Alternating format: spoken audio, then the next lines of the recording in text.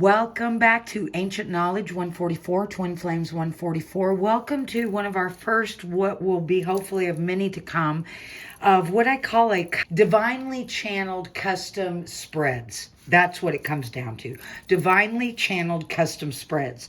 They do come upon me. I'm told how to lay out the cards, what positions they're in, what those positions mean, and then we'll walk through a reading. This is one of our first. And folks, this is a Twin Flames.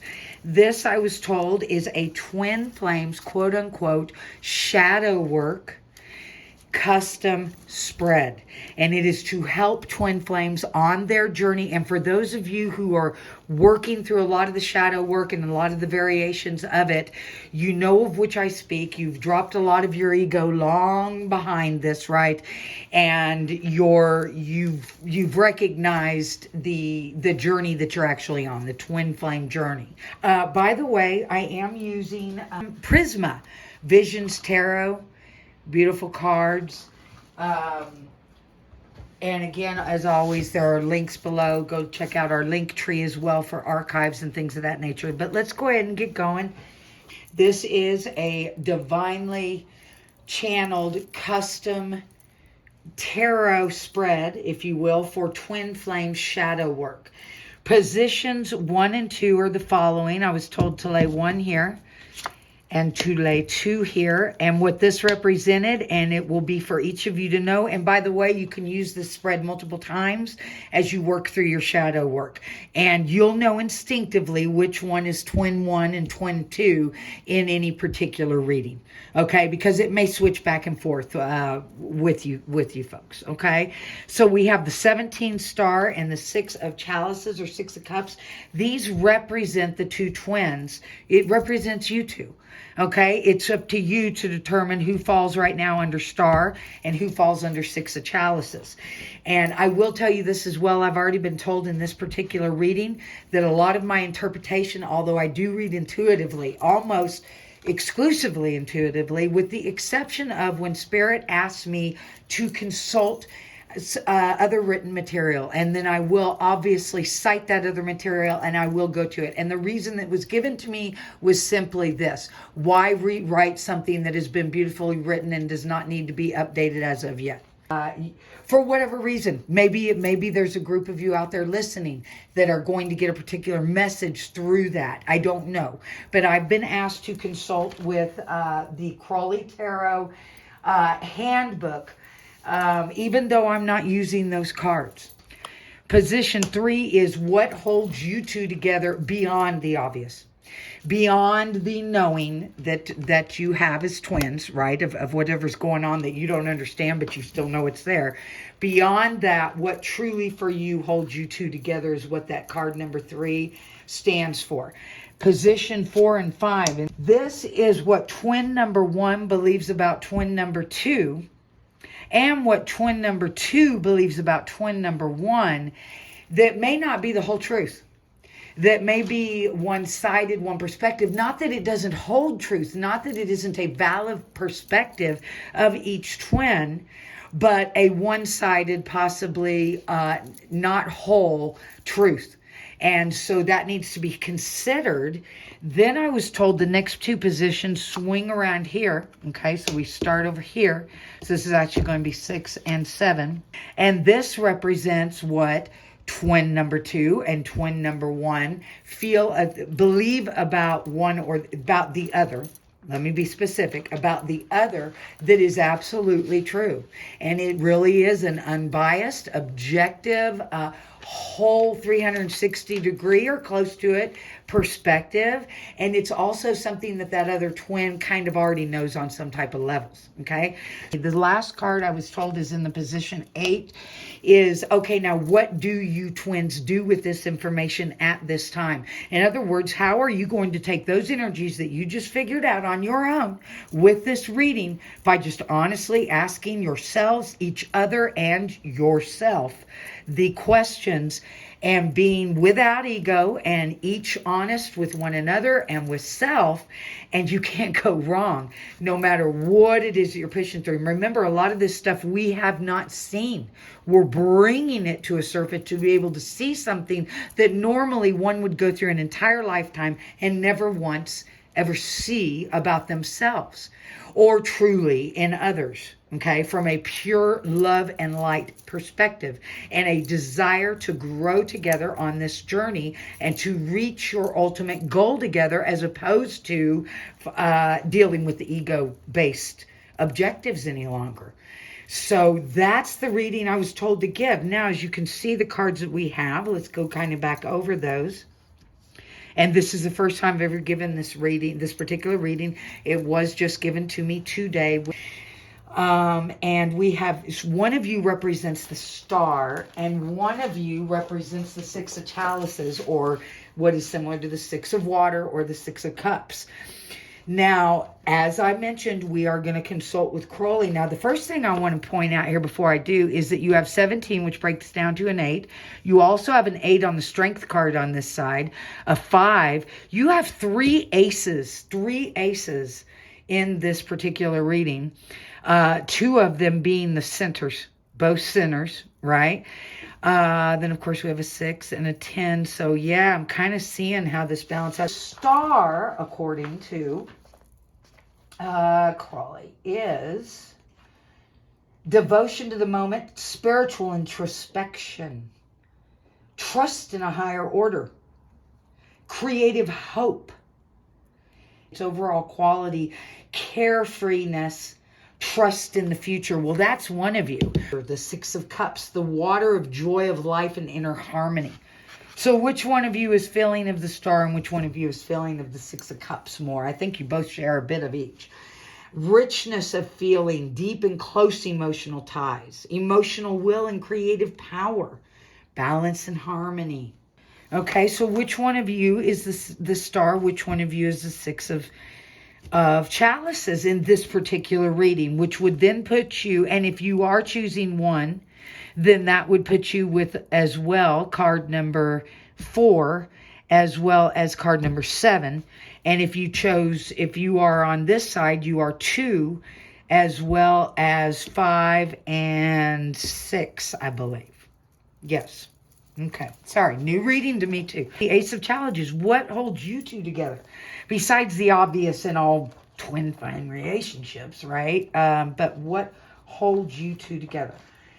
That is represented by the source of the soul. That kind of sets me down for just a second. Okay? Because of the position that we were given. And I am literally setting down for a second. The position that we were giving is what holds you two together. So it's a longing for union, an affection, a merging, a devotion touching the quote-unquote secret of life. This is what a beautiful way to put that. Thank you, Crowley. Joe and I try to explain it, and I'm sure many of you have. But the twin flame journey is one of uniqueness, I guess, is the, but what a beautiful way to put that. A merging, a devotion touching the quote-unquote secret of life. Receptivity, devotion, harmony. But the overall quality is the mystery of love. Well, what a better thing. Mystically becoming one experience of grace, belief, transformation, enlightenment, and completion. That's exactly what you're doing here. Thank you, guides. Thank you, Spirit. Thank you. So wow, I'm very grateful for this. I hope you all are, and if you are receiving some initial boost, some information, something valuable on your journey, please hit like, please subscribe. I can tell you I'm feeling a lot of gratitude for. So then strength is in a position of what twin number 1, whoever identified with star here, believes to be true about twin number 2. That isn't exactly correct. It's lacking in information, that may be only half the story.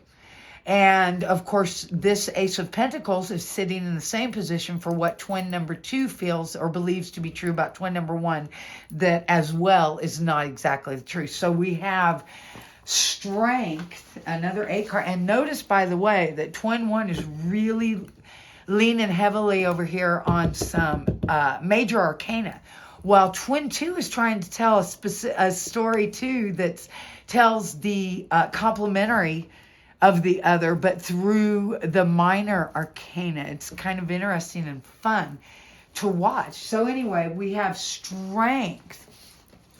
And I'm going to say, and I'm not looking actually at what is written in the Crowley Tarot. This is coming from me. The strength, I believe, that twin 1 believes that is in twin 2 is not fully understood, because twin 2 has fears. Twin 2 is more proactive. Twin 2 is maybe more energetic, maybe more outgoing, while twin 1 in this particular case might be more internal than external. So I'm thinking that twin 1 here maybe believes that twin 2 is all strength, while twin 2, no, twin 1 wishes twin 2 had more internal strength, while twin 2 thinks that twin 1 doesn't have enough external strength. Those are the misconceptions. You each demonstrate different strengths and have some false beliefs about the others simply because of the demonstrative value in it. Okay? And 5 of Cups versus 10 of Cups, or 5 of Chalices versus 10 of Chalices, what is correct, right? What is it that you believe about the other twin that really is pretty much a truth and is coming from an objective, loving, just matter of fact, it is what it is point of view, and that each twin also kind of knows within themselves is there. Well, twin 1, I'm seeing 5 of Chalices, which is kind of, well, let's see. We are going to consult the book. And 5 of Chalices, or 5 of Cups, is disappointment, water of stagnation, disappointment and pain, separation, disenchantment, great changes. Really, the quality of it is painful perceptions with a new consciousness. Okay, so it has its purpose. But one twin, and it looks like in this case that the one that's more internal is one maybe that is a little more on the negative, a little more worrisome, a little more in one's emotions typically than the other, which can be overextended. Okay, whereas twin 1 may not show enough hope a lot of the time and be a little bit on the negative side.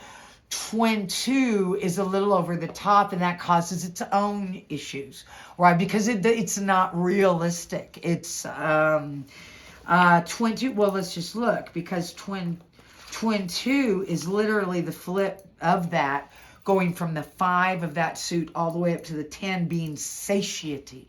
That's satisfaction. That's full and complete waters of completion and inner fulfillment. Search for the path to inner completion, emotional fulfillment in intellectual ideals. The light aspect, of course, is the optimism, self-confidence, emotional warmth. Quality overall is a longing for the eternal and the slow dawning of the end, the power to enjoy the culmination and let go. So although we definitely want to be more positive, we don't want to be unrealistic at times. Now, sometimes non-realism is perfect.